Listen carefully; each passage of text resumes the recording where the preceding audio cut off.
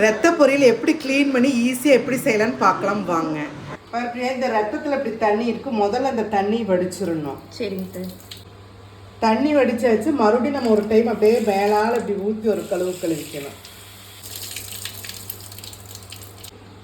அந்த தண்ணி வடிச்சு ஒரு டைம் நம்ம கழுவிட்டோம். மறுபடியும் தண்ணி ஊற்றிட்டு அதை அப்படியே எடுத்து நம்ம எந்த வடச்சட்டியில் நம்ம யூஸ் பண்ணுறோமோ அதை அப்படி இப்படி போட்டுக்கலாம்.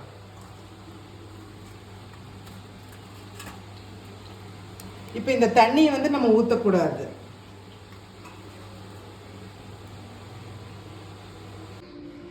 இந்த ரத்தத்திலேயே வந்து உப்பு போட்டிருப்பாங்க. அதனால் நம்ம உப்பு போட தேவையில்லைங்க. அப்படியே லைட்டாக பிணைஞ்சிக்கலாங்க. ஏதோ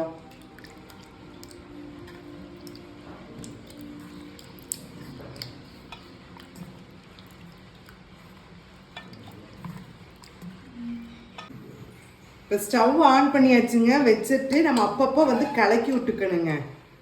அப்படியே ஒரு இதில் வச்சு நல்லா கலக்கிட்டே இருந்தோன்னா ரத்தம் வந்து நல்லா கெட்டியாக சீக்கிரம் ஆயிருங்க. ஆனால் எங்கள் மாமியார் சொல்லி கொடுத்த பக்குவத்தில் தான் நான் செய்ய போகிறேங்க. பாருங்கள், ஒரு கைப்பிடி கருவேப்பிலைங்க, அதே மாதிரிங்க ஒரு 20 சின்ன வெங்காயத்தை 2 அறுத்ததி போட்டு அப்படியே கொஞ்சம் கலக்கி கொடுங்க. அப்படி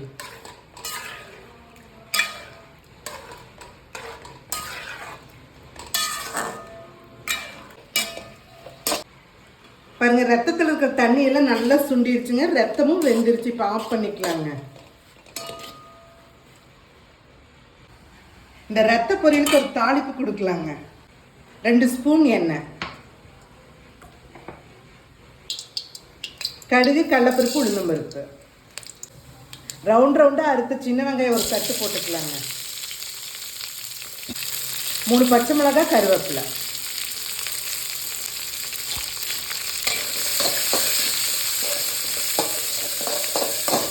ரத்தத்திலே உப்பு இருக்குங்க. இந்த சின்ன வெங்காயம் வதங்குற கலவை லைட்டான உப்பு போட்டு மட்டும் வதக்கிக்கலாங்க.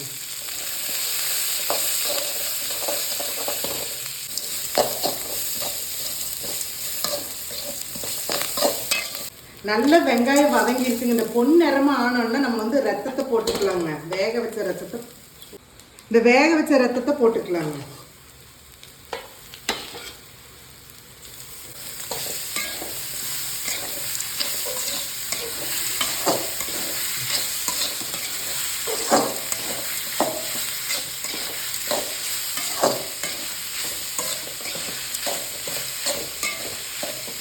மேலால் கொத்தமல்லி தலைங்க, அப்படியே துருவன ஒரு முடி தேங்காய் போட்டுக்கலாங்க. அப்படியே லைட்டாக கலக்கி ஸ்டவ் ஆஃப் பண்ணிடலாங்க.